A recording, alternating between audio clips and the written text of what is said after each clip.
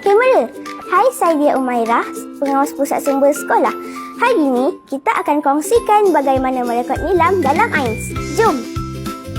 Sebelum tu, kita kenalah isi borang penggunaan desktop dan netbook.